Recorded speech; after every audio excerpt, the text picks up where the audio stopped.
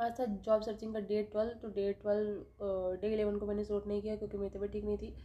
Day 12 में भी तबीयत ठीक नहीं है, बट देयर इज़ मतलब आज दो चीज़ें हैं जो मुझे इम्पोर्टेंट लगी शेयर करने के लिए। If you are searching for job, यदि रिक्रूटमेंट टीम आपको कोई टास्क देती है जो कि आपने अपने रिज्यूमे में मेंशन किया है कि हाँ हम ये भी कर सकते हैं, और आप उस चीज़ को परफॉर्म करने में अनेबल हो किसी भी कारणवश, तो प्लीज़ उसको एक्सेप्ट करो। यस, कि हाँ मुझसे नहीं हो पाया लेकिन मैं इसको कर सकता हूँ, यदि मुझे दूसरी बार अपॉर्चुनिटी मिलती है तो वहाँ पर आपको भीख भी नहीं मांगनी है अपॉर्चुनिटी की, पर अपने आप में कॉन्फिडेंटली कहना है, उनको शो करना है कि yes I can do it, but I couldn't do it today for many kind of reason. आप रीज़न भी बहुत ज़्यादा मत दीजिए, क्योंकि बहुत ज़्यादा ओवर एक्सप्लेनेशन से यदि हम खुद इरिटेट हो जाएंगे रिक्रूटर की तरह, आप सोचें, तो आपको बहुत ज़्यादा एक्सप्लेन नहीं करना है, बस एक्सेप्ट करना है कि yes I did it wrong but I can do it, I can improve it. Okay, so in the other hand, यदि रिक्रूटमेंट टीम आपकी इस तरीके की एक्सेप्टेंस को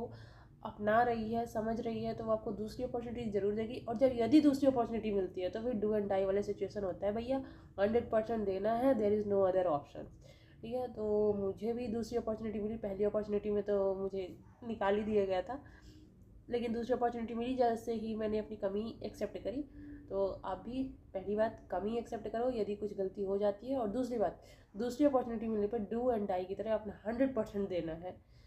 कुछ भी नहीं सोचना है, दुनिया के बारे में नहीं सोचना है, सिर्फ अपने बारे में सोचना है। तो आप भी मेरे तरीके से इन दोनों चीज़ों को अप्लाई कर सकते हो if you are searching for job. आज था जॉब सर्चिंग का डे 12। तो डे 11 को मैंने शूट नहीं किया क्योंकि मेरी तबीयत ठीक नहीं थी।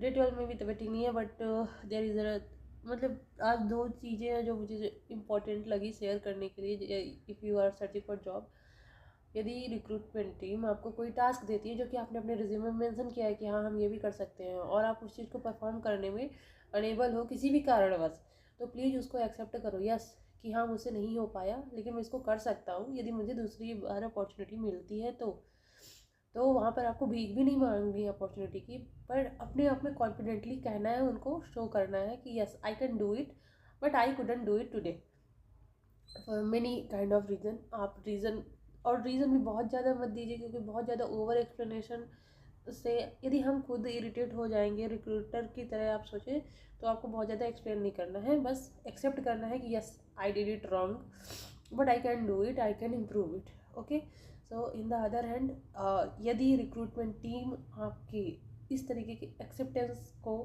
अपना रही है, समझ रही है, तो वो आपको दूसरी अपॉर्चुनिटी ज़रूर देगी। और जब यदि दूसरी अपॉर्चुनिटी मिलती है तो फिर डू एंड डाई वाले सिचुएशन होता है भैया, 100%